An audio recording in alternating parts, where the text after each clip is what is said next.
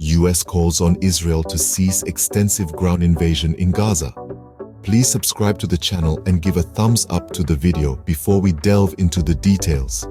The Joe Biden administration in the US, while supporting Israel in its war with Hamas, wants Israel to end its large-scale invasion in Gaza, as it's apparently hurting civilians in what the West describes as collective punishment. US officials stressed on surgical, focused and targeted attacks on Hamas while protecting the civilians in the enclave. The Biden administration has told the Israeli government that it wants the country to end its large-scale ground campaign in Gaza and a transition to a more targeted phase of its war against Hamas. The push comes as the death toll in the Gaza Strip approaches 20,000, two-thirds of them women and children, according to local health officials. About 1,200 people in Israel were killed in October 7th Hamas attack, according to the Israeli Defense Forces.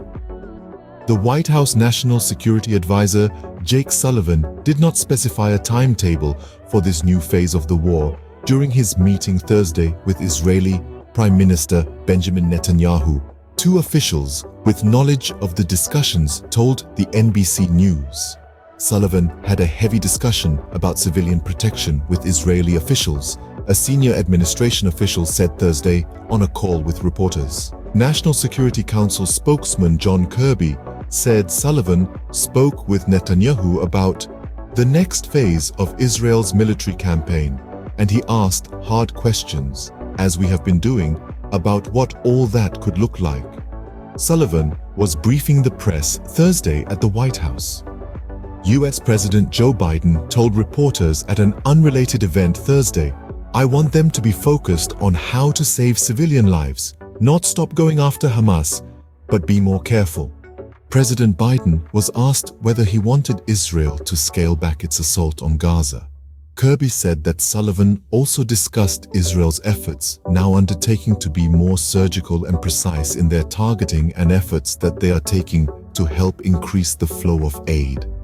Biden said, "There was a discussion in these meetings, and also in our prior meetings, and in calls between the President and the Prime Minister on kind of shifts and emphasis from high-intensity clearance operations, which are ongoing now, to ultimately lower-intensity focus on high-value targets, intelligence-driven raids, and those sorts of more narrow surgical military objectives," the senior administration official said.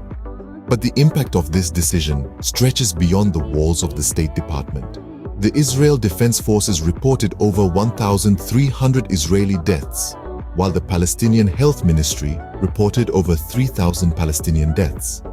Amidst this, the Biden administration is working on a $100 billion foreign aid package, which includes substantial assistance for Israel. Paul's resignation brought attention to a critical paradox. He emphasized that the US cannot be both for and against the occupation of Gaza.